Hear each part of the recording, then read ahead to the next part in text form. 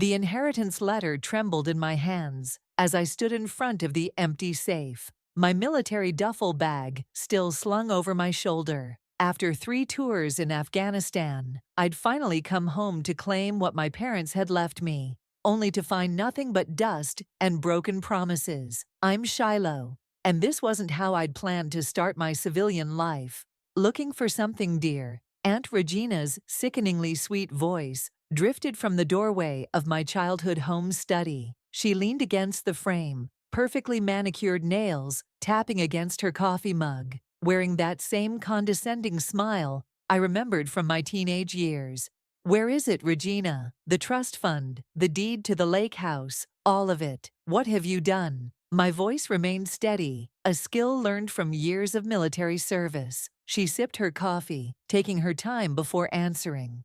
Oh, that money. We had to make some necessary adjustments while you were away playing soldier. Tyler's business needed capital, and well, she shrugged. We couldn't just let it sit there gathering dust. Playing soldier? I stepped toward her, my combat boots heavy on the hardwood floor. That money was my safety net. My parents specifically left it for when I returned. Come now, Shiloh. We both know you were never good with finances. Remember that failed attempt at college? She chuckled. Tyler needed it more. He has real business sense. Real business sense, I laughed bitterly. Is that what you call running 3 companies into the ground? Regina's smile faltered. Watch your tone, young lady. This is still my house. Actually, I pulled out my phone, displaying the property documents. As of Dad's will, it's mine, or it should be, along with everything else you've stolen. Stolen? She set her mug down hard, coffee sloshing over the rim. I've managed this family's affairs for years while you were off playing hero. Tyler and I made executive decisions for the good of everyone. The good of everyone, my voice rose, or the good of your spoiled son. Get out. Regina's face reddened. You may have been Daddy's little soldier, but you're not welcome here anymore. I shouldered my bag, moving toward the door. At the threshold, I turned back. You know what we learned in the army, Regina. Never underestimate your opponent. I met her gaze steadily. You've declared war on the wrong soldier. Her laugh followed me down the hallway. What are you going to do? You're just a grunt with a gun. This is business, dear, something you know nothing about. I walked out of my childhood home, pulling out my phone to dial a number I hadn't used in years. Peyton, it's Shiloh. Remember that favor you owe me from Baghdad? I'm calling it in. Your aunt did what? Peyton slammed her coffee cup down on her law office desk, her professional demeanor cracking. That's gotta be illegal on at least 3 different levels. I sat across from her, still in my fatigues.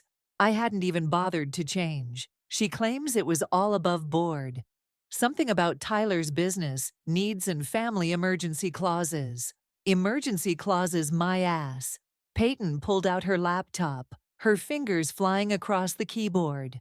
I remember your parents' will. I helped your dad review it before his last revision. There were specific provisions about your inheritance being untouchable until your return. Can you help me? I leaned forward. I need someone who speaks legal language. And well, you owe me for that time in Baghdad. Peyton's typing paused.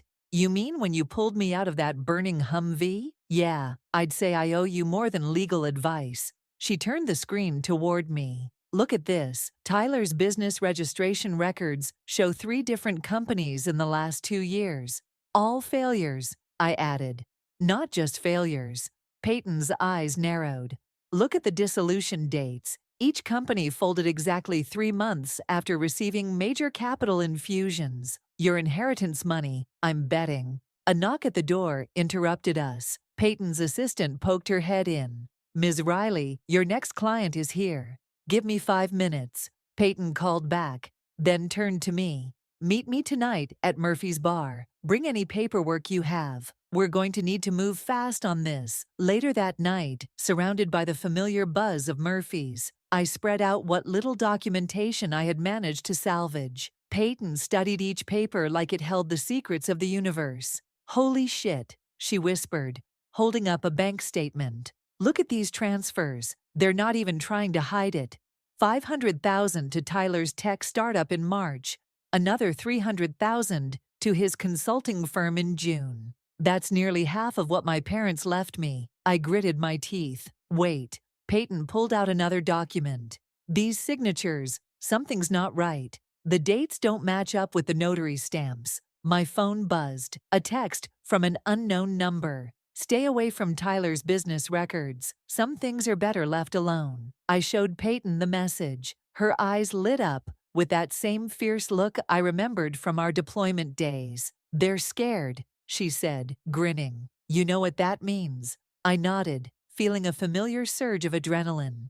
We're on the right track. Better than that. Peyton held up the suspicious documents. We've got probable cause. Time to start digging into their electronic records. How do you feel about a little corporate espionage? Like I'm back on a mission, I smiled. And this time, it's personal. You need a hacker? I might know a guy. The voice on my doorstep made me freeze. My younger brother Max stood there, hands shoved in his pockets, looking older than his 26 years. How did you— Peyton called me, he said, stepping inside without waiting for an invitation. Said you're finally taking on Regina. About damn time. I hadn't seen Max since Dad's funeral 3 years ago. He'd disappeared after a massive fight with Regina, and no one had heard from him since. Now here he was, sporting a tech company hoodie and a determined look I recognized from our childhood. I thought you were in Seattle, I said, closing the door. I was, until I saw Tyler's company filing pop up in my monitoring system. He pulled out a laptop. I've been tracking Regina's digital footprint ever since she tried to steal my college fund. She what? Max's fingers danced across the keyboard.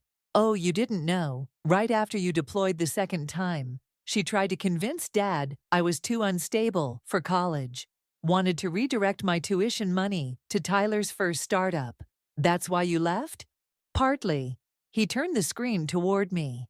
But mainly because I found this. The screen showed a complex web of financial transactions, all leading back to something called Salazar Holdings. Regina's shell company, Max explained. She's been siphoning family money for years. Not just your inheritance. Look at the dates. It started right after Mom died. My phone buzzed. Peyton was calling. Tell me you're sitting down, she said when I answered. I just found something big. I'm with Max, I replied. He's showing me Regina's shell company. Better than that. Tyler's latest business. It's a front. They're using it to launder money from other failed family businesses. Your inheritance was just the latest cash injection. Max was already typing. She's right. Look at these transfers. They're cycling the money through offshore accounts before it lands in Tyler's business, then disappearing into private accounts in the Caymans. Got names on those accounts? I asked. Better. Max grinned. I've got passwords. Regina uses the same one for everything. Amateur move. This is bigger than just my inheritance, I said, watching the numbers scroll past. They've been stealing from the whole family. And I can prove it, Max said.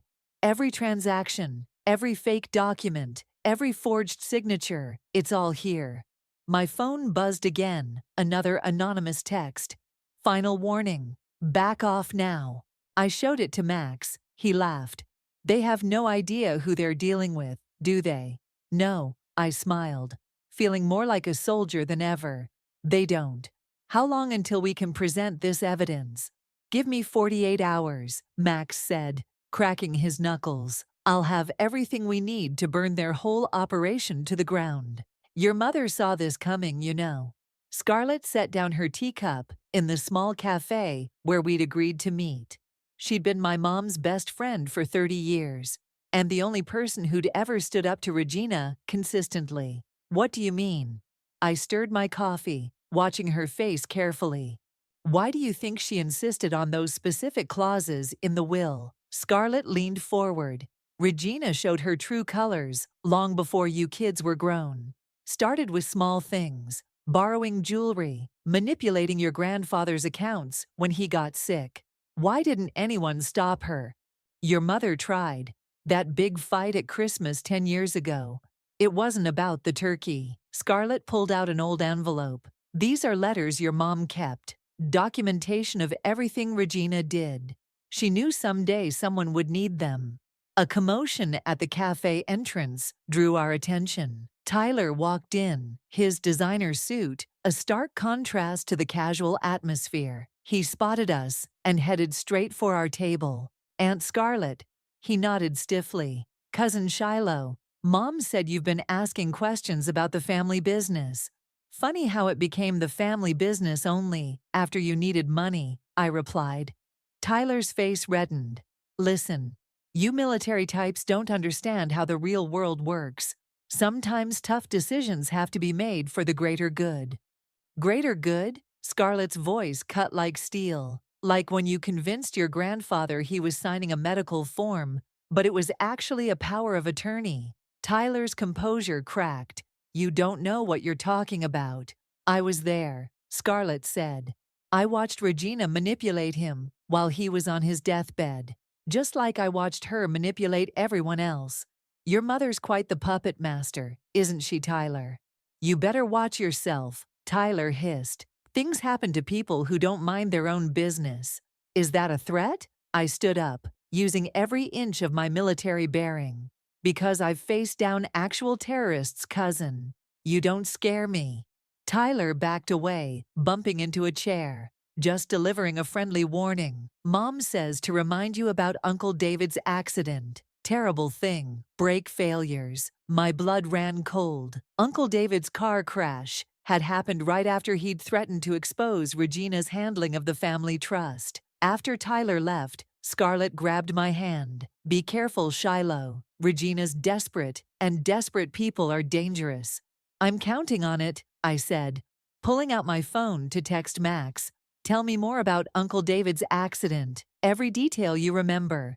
Scarlett's eyes widened. You're not just after your inheritance anymore, are you? No, I replied, thinking of all the family members Regina had hurt. I'm after justice, and I'm going to need your help to get it. Got it. Max's triumphant shout echoed through Peyton's office. The insurance report from Uncle David's accident. Look at the investigator's notes. Peyton leaned over his shoulder. Brake lines showed signs of tampering, but the investigation was closed prematurely. How convenient. Wait, I pointed at the screen. The investigating officer, Lieutenant Brooks, that name appears in Regina's email records from last week. Max typed furiously. He's on Tyler's company payroll now, listed as a security consultant. A payoff, Peyton said, adding another document to our growing evidence wall. But why close the case back then? Uncle David survived. Because of what he knew. Scarlett's voice came from the doorway. She held up a USB drive. I found David's old files. He was gathering evidence about Regina's embezzlement from your grandfather's estate. My phone rang. Regina's number. I put it on speaker. Darling. Her voice dripped honey. I heard the most disturbing rumor. Something about you accessing private company records? I'd hate for anyone to think you're engaging in corporate espionage. Like you engaged in theft and fraud? I shot back. Such accusations. She clicked her tongue. You know, your father always worried about your mental stability after your deployments. PTSD can make people so paranoid. Max's face darkened. Don't you dare use Dad against her. Max, is that you? Regina's voice sharpened. My, the prodigal son returns. How's that coding job? Or did they let you go for hacking their systems too? We know about Uncle David, I cut in. About Lieutenant Brooks. About everything. Silence crackled over the line. When Regina spoke again, her voice was ice. You have no idea what you're dealing with. Back off now, or what? I challenged. Another brake failure? Another convenient accident. You think you're so clever playing detective. Regina laughed. But you forget, I control this family's reputation. One word from me about your mental state. Your violent tendencies from the war. Try it, Peyton interrupted. I've already filed whistleblower protections for Shiloh. Touch her, and the FBI gets everything. The line went dead. She's scared, Max said, still typing. Her network traffic just spiked. She's trying to delete files. Too late, I smiled. We already have copies of everything. Shiloh, Scarlett touched my arm. Are you sure you want to do this? Once we release this information, there's no going back. The family will never be the same. I looked at our evidence wall. Years of theft, manipulation, and threats, all meticulously documented. The family was never what we thought it was, I said. It's time everyone knew the truth. Then let's finish this, Max said, opening a new file. I found something else, Regina's private emails about Mom's death. You're going to want to see this.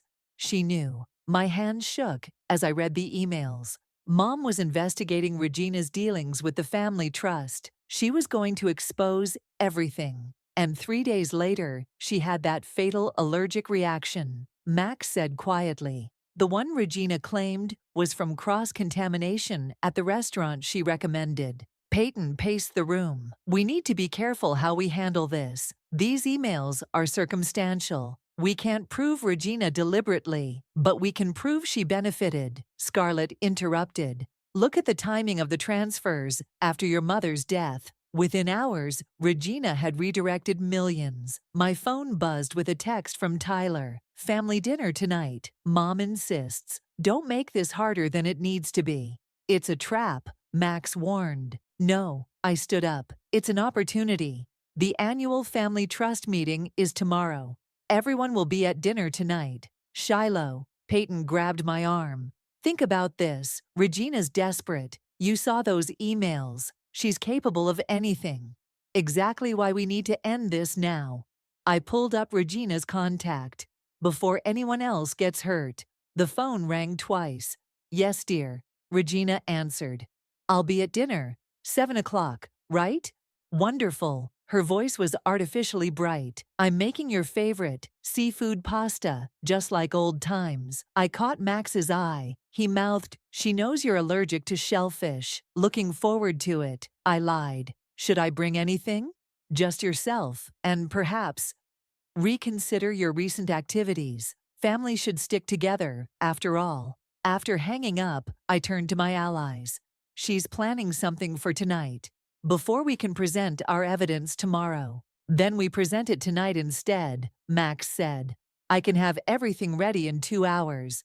No, Peyton interjected. We do this smart. Shiloh, remember that speech you're supposed to give tomorrow about the family legacy? I nodded slowly, understanding dawning. The perfect opportunity to tell the truth. I'll alert the authorities, Peyton said. Have them ready for tomorrow. And tonight? Scarlett asked. Tonight, I smiled grimly. I have dinner with a snake. Max, make sure every word at that dinner is recorded. Peyton, have the documents ready. Scarlett, I'll gather the family photos, she finished. The real ones, not Regina's edited versions.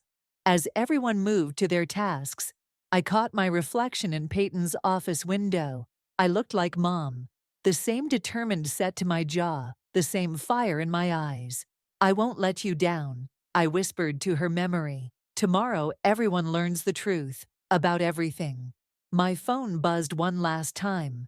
Regina again. Don't forget, 7 sharp, dress appropriately. It might be your last family dinner for a while. Oh, Regina, I muttered. You have no idea how right you are. The family boardroom fell silent as I stood at the podium.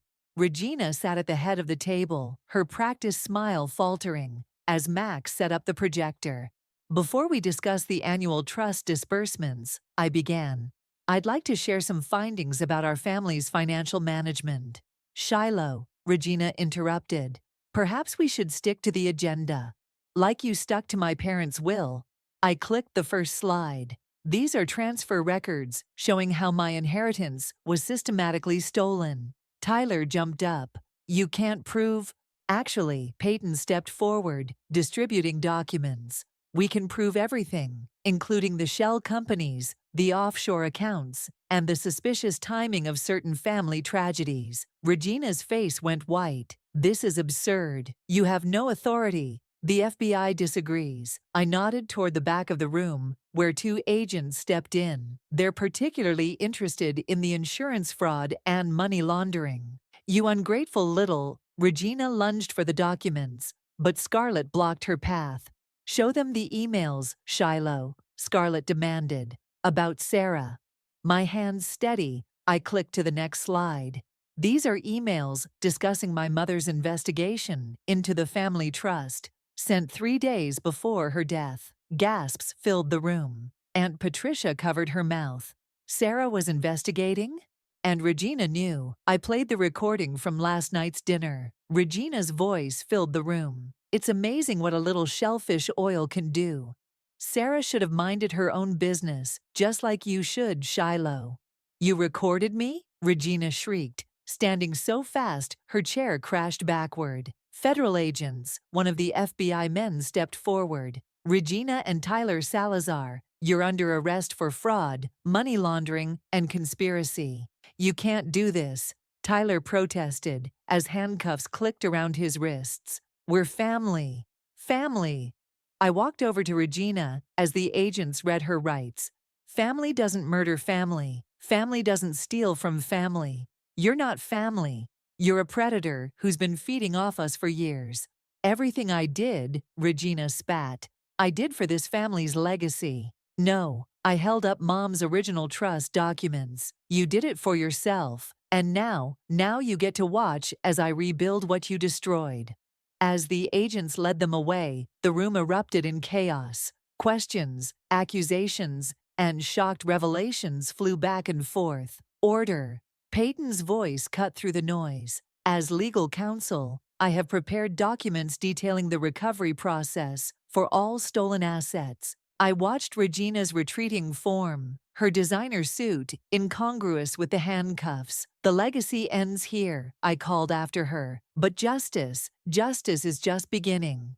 The door closed behind them with a final satisfying click. The autumn breeze rustled through the ribbon as I cut it, officially opening the Veterans Support Center. Behind me, Peyton beamed, while Max fiddled with the building's new security system. Mom and Dad would be proud, Max said, joining me at the entrance. Using the recovered money to help others, it's exactly what they would have wanted. A reporter raised her hand. Ms. Shiloh, how does it feel knowing your aunt's sentencing is tomorrow? Justice comes in many forms, I answered.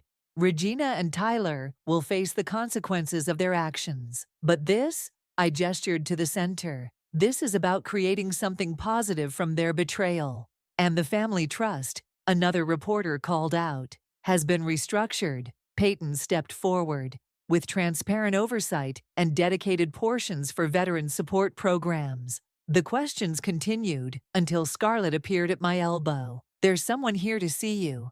I turned to find Uncle David in his wheelchair, looking better than he had in years. I heard you were turning our family's shame into something beautiful, he said. Had to see it myself. We're not defined by what Regina did to us. I helped him through the front door. Look around. Every room here offers different support, job training, PTSD counseling, housing assistance, using your military experience to help others heal. He nodded. Sarah would have loved this. A young veteran approached us, his prosthetic leg gleaming. Is it true? We can really stay here while getting back on our feet. Not just stay, I handed him an information packet. We'll help you build a new life. I know what it's like to come home and find everything changed. You're not alone anymore. Max called me over to the computer lab. First class starts in 10 minutes, ready to teach them about cybersecurity. Teaching veterans to protect themselves in the digital world? I smiled. Regina would hate it. Let's do it. The room filled with veterans, each carrying their own stories of struggle and survival. As I looked at their faces, I saw the same determination I'd felt facing Regina. Welcome, I addressed the group. Today we're not just learning about cybersecurity. We're learning about resilience, about turning betrayal into strength. A hand raised. Heard you took down your own aunt to build this place. That true? I had help. I gestured to Max, Peyton, and Scarlett. Family isn't always who you're born to. Sometimes it's who stands beside you when everything falls apart. And sometimes, Max added, Justice is building something new from the ashes of what was destroyed. I looked around the room full of survivors and allies, feeling Mom's presence in every corner of this place, built from her legacy. "Let's begin," I said, turning to the screen. "Today, we learn to fight back,